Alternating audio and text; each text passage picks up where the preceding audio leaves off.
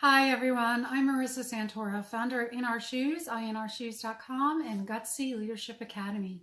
Welcome. Today I want to talk to you about one thing: how to ask for the yes. I know that there are things that you want to ask for, or maybe have asked for, but aren't always fully taking responsibility for whether you really believe that you are qualified to receive the yes, whether you are validated enough or have the credentials enough to ask for the yes, or whether you're maybe even being diluted in a very competitive market to be able to ask for the yes. I want to share one gutsy strategy with you today, and this will exponentially change how you show up in your life, not just in your career, not just in your business, in your life. It applies everywhere, whether you're buying a new car, whether you're looking for a new job, whether you're just negotiating at home, of who does the dishes, who throws out the garbage. It applies everywhere. But first, I want to share with you that as humans, there are things that are happening to us on a regular basis, right? You're in a traffic jam and you're just stuck. You can't get to work, right? What are you going to do about that? There you are, right? Events that you have no control over. You might run into a person from years and years ago, right? It brought up some bad memories or good memories, and there's an effect on you. Let's just say you're having some health issues, or maybe your family's having health issues, or whatever it is. There are things that are always going to be showing up in our lives on a regular basis, right? Your definition of normal doesn't necessarily stay normal for a very long time because of all the variables that are happening in your life. That is what it is, but there are three areas which you do have control over, three responses to those events. The first one is, number one, your actions, your behaviors. That's something that you have control over, right? Your response is in your action. Number two, your thoughts and your beliefs. Beliefs are no more than thoughts that you think over and over and over again until they become truth. And number three, your images of the future. What you fully project is going to happen, whether that's a positive expectation or a negative expectation. That's where I really want to play with today, in that particular area. What you project will fully happen in the future. Because if you fully believe, let's say you're working with a prospective client, or you're looking for a new opportunity, or you're interviewing for a job, or you're at a networking event and you're really hoping to walk away with some needy connections or referrals to get you to wherever you want to be. If you fully go into that event expecting, or that situation, a circumstance, expecting not to walk away with a serious, concrete, meaty result which will benefit you, then you won't be able to receive that yes. In fact, you are fully rejecting yourself in advance because you've already said no to yourself in advance, right? You've already given yourself the no, so why would you expect the yes? Or why would you expect others to give you the yes? So from now on, I want you to keep really front and center with you in your mind, right? This is all about mindset. 90% of what you create in your life is not based on what you're doing on a day-to-day basis. It's based on who you're being and how you show up in your life. You can say all the right things. You can do all the right things. And it's important that we understand what those things are, right? The processes, the best practices, the systematized success that we know works. It's important that we work all of those variables and that we know what to do. However, even if you're doing all the right things, if your mindset is not in a frame of mind, right, where it's focused on what you truly believe you have the potential to create in your life, then it doesn't matter how hard you work, right? Pushing and being in front of the computer for hours or on the phone for hours doesn't work. It's like paddling upstream, right? You're certainly working hard, right? Pushing those oars, but you're not really making any traction.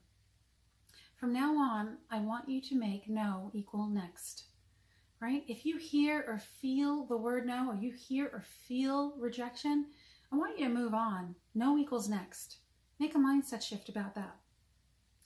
I'm a first-generation American, and what I'm about to say, I mean absolutely no disrespect, so please don't take it the wrong way. I'm a first-generation American, and what that means is that my parents were not from this country. Actually, my father was not born in this country. And if there's one thing that I learned from him, which has accelerated my own success, both as an entrepreneur when I was working in corporate and an entrepreneur when I was running a leadership and training practice.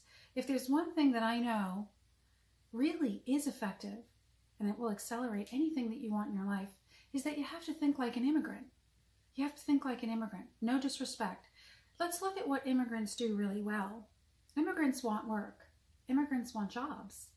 They will knock on the door of job opportunity, and it will get slammed in their face sometimes. And immigrants will take that door, turn around, and go to the next door, and they'll knock on the next one, and they'll look for the next job. They're not looking at the last 3 or 4 doors that were just slammed in their face. They're just focused, right? No equals next. No equals next. So when you ask for the yes, right?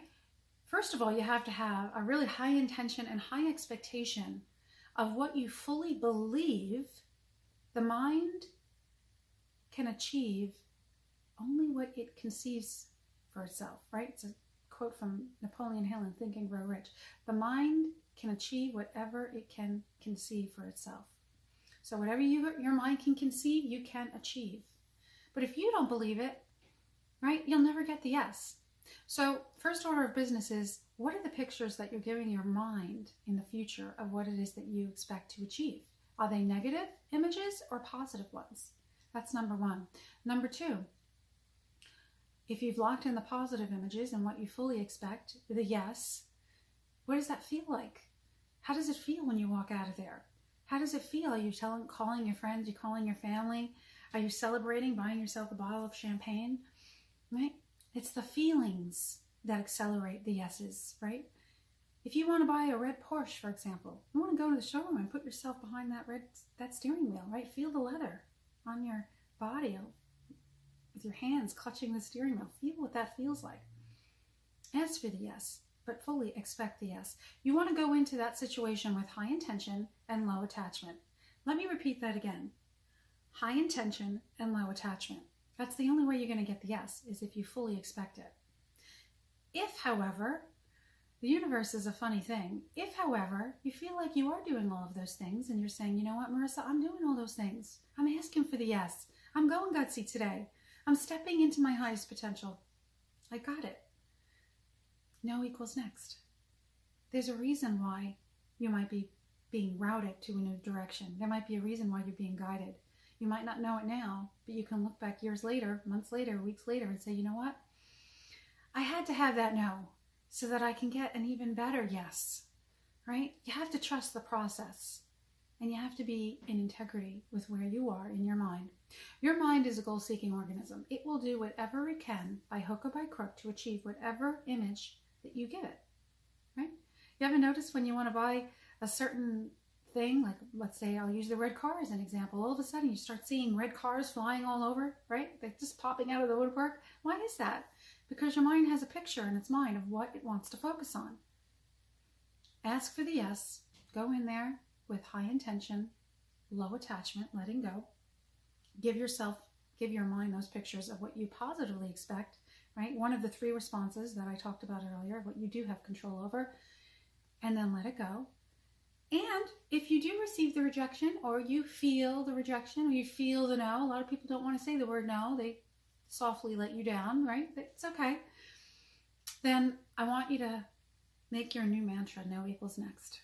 No equals next. All right, so that's your gutsy strategy for the week. I'm excited to hear your results. And as always, reach out to me at marissa@inourshoes.com, MARIS@inourshoes.com. And make sure if you have any questions on GLA, the Gutsy Leadership Full Access Path online program or coaching, again, someone will reach out to you as well. You can reach out to us at info@inourshoes.com, inourshoes.com. With guts and gratefulness, I am setting an intention that you can create whatever gutsy breakthrough goal that you want through the power of your mind, through the power of your intention. All right? You've got this. I'll talk to you later. Bye now.